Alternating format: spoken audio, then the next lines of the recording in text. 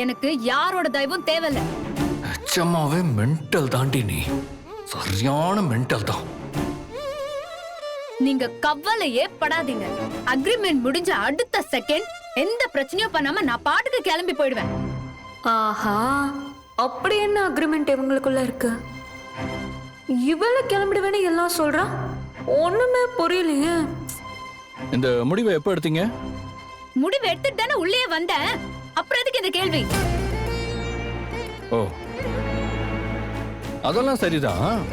எடுத்துட்டு வந்த முடிவுல நீங்க உறுதியா இருந்தீங்களா? ஆமான்னு அடிச்சு விட.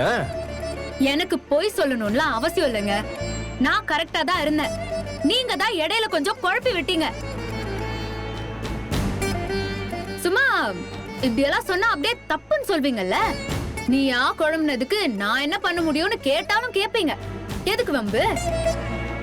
அதுவும் என் தப்பாவே இருக்கட்டும், என் தப்பாவே இருக்கட்டும். இது பாருங்க, இதுக்கு மேல எதுக்குங்க பேசிக்கிட்டு?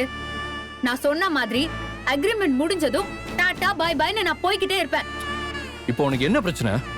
என்னடி பிரச்சனை உனக்கு? வெண்ணிலவ எங்கேயாவது கொண்டு போய் விட்டு வந்துட்டா உனக்கு ஓகே தானே? இந்த மனசுல வச்சுக்கிட்டு தானே இப்படி எல்லாம் என்ன போட்டு டார்ச்சர் பண்ணிட்டு இருக்க.